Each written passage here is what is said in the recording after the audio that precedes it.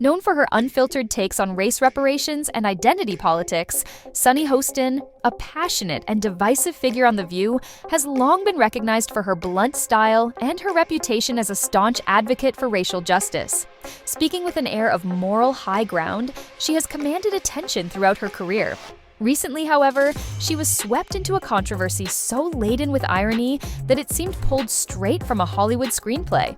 The incident making headlines occurred during her appearance on PBS's Finding Your Roots, the program in which celebrities delve into their ancestry with the help of the brilliant genealogist Henry Louis Gates Jr.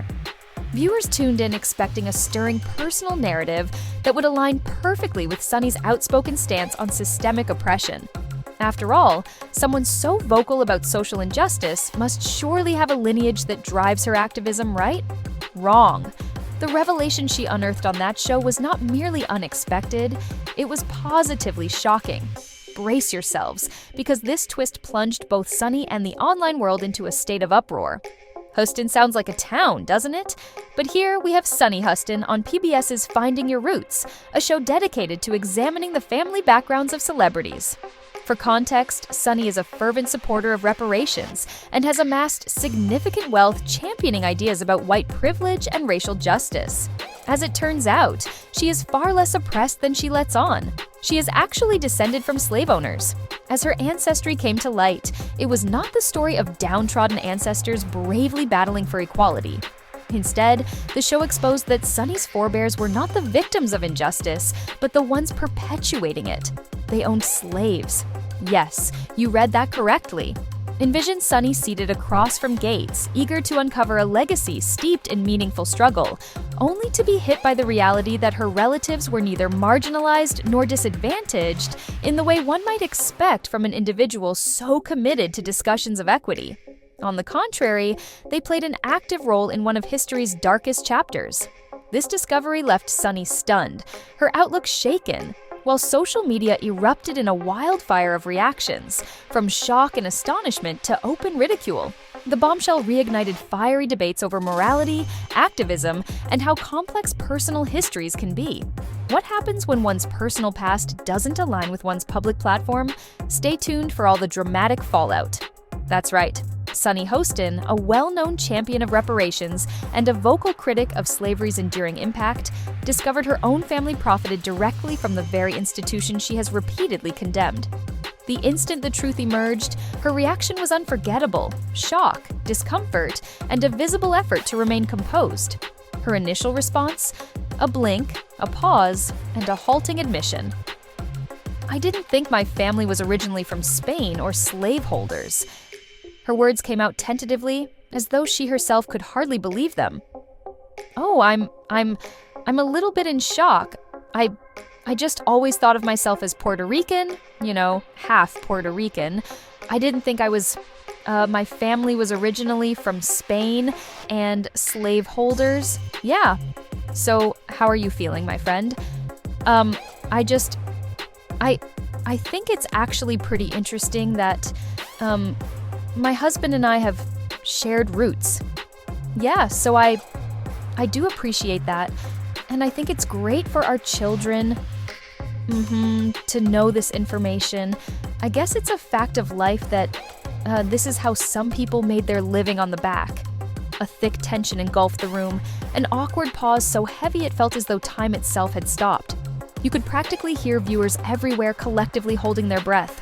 Remaining professional, Sunny tried to regain command of the moment by mumbling that this revelation would be an intriguing factoid for her kids.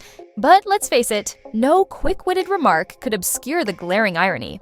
The damage was already done, and the internet was only getting warmed up. Naturally, Fox News could not pass up this prime opportunity.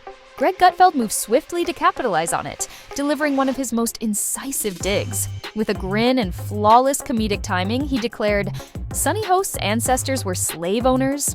That's like discovering a vegan secretly owns a barbecue restaurant." The studio audience roared with laughter as Gutfeld gleefully unpacked the layers of irony. He then honed in on Sunny's public persona, drawing attention to her record of calling others out over their ancestral sins. He flagged the glaring double standard that surfaced the moment her own family's story took center stage. The moral high ground she frequently occupies began to look precarious. Next time Sunny plays the race card on The View, Gutfeld teased, someone's bound to remind her, at least we're not slave owner racists. The public backlash exploded further. Greg didn't confine his critique to Sunny either. He seized the moment to challenge identity politics as a whole, suggesting that it frequently flattens remarkably intricate questions into oversimplified sound bites. As he put it, a lens of empathy doesn't mean erasing context or nuance. He argued that centering solely on race, rather than on specific actions or contexts, can yield scenarios exactly like Sunny's, where the chosen narrative blows up in spectacular fashion. The aftermath has been significant, reigniting fierce disputes over hypocrisy, activism, and the complicated legacy of history. For Sunny, the scrutiny is unlikely to subside anytime soon. For years, she has centered her career on calling out others for the misdeeds in their family histories. But now, the tables appear to have turned. Perhaps this moment is urging her to take a pointed glance in the mirror. Ultimately, Sunny's story isn't solely about her. It's a caution to anyone who tackles history or identity as though they possess inviolable moral correctness. If nothing else, this incident underscores that truth is rarely as straightforward as we wish it to be. Self-awareness and openness to learning, two traits that, as Greg Gutfeld aptly pointed out, appear to be in short supply, are essential.